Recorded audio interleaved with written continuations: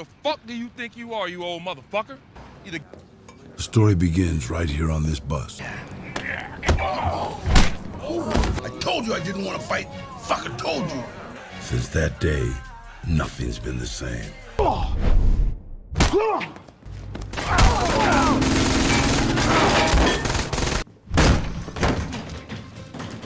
Where the fuck is Terrence? Two thugs get on a bus and start harassing an elderly black man, mocking him and demanding his seat. But the old man refuses to be intimidated. He slaps one of them.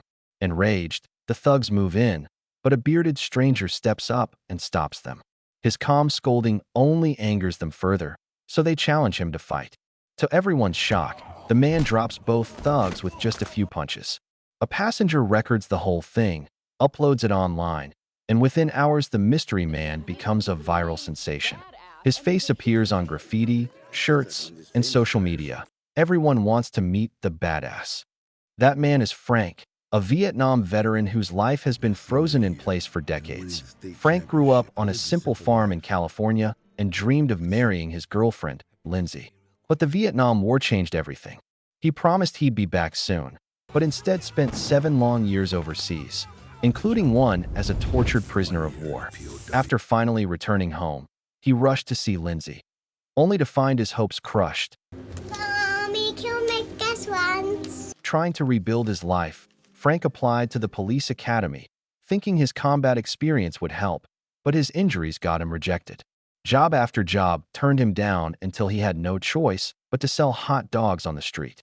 40 years passed quietly, until the day he defended that old man on the bus. Overnight, Frank went from invisible veteran to a local legend, but the joy doesn't last. Soon after going viral, Frank's mother passes away, leaving him a house and her loyal dog. His only true friend now is Klondike, a fellow veteran.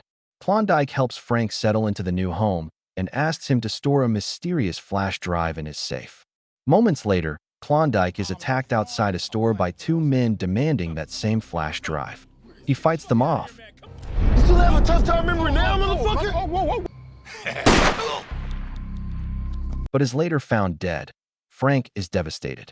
The police promise to investigate, but weeks later nothing has been done. Meanwhile, a young white boy is murdered, and the suspect is arrested instantly. Realizing that the system doesn't care about people like Klondike, Frank takes matters into his own hands that he returns to the crime scene and collects clues: a bullet casing, a chain, and a necklace with a woman's photo. At a gun shop, he learns the bullet came from a weapon used only by military or covert agents. The shopkeeper recognizes the girl in the photo. She's married to a man named Taryn. Frank tracks Taryn through his neglected wife, then through street toughs. Anybody know where I can find Terrence? Why don't you step in here so I can hear you? I can't.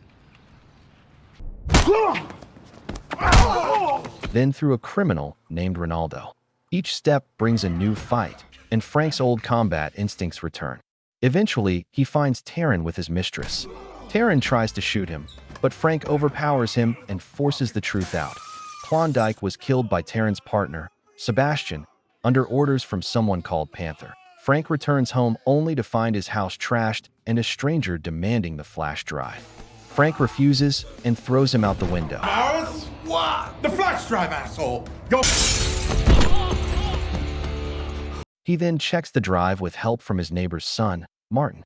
Inside is a map, building permits, and a list of contacts, evidence tying Panther to major corruption. Meanwhile, Frank grows close to Amber, his young neighbor trapped in an abusive marriage. He protects her, comforts her, and she becomes an emotional anchor for him. Together with Martin, the three start forming a small, unexpected family. But Frank knows the fight isn't over. He gives the flash drive to his police friend, asks him to look after his dog if something happens to him, and confesses his sins at church because he's planning revenge. That night, Frank tracks Panther to a warehouse. Panther demands the flash drive and tortures Frank in an electric chair, but Frank has survived worse. He refuses to talk and uses hidden matches to blow his restraints apart. Panther escapes and hijacks a bus. Frank pursues in another bus, leading to a wild chase that ends with Panther crashing into a train.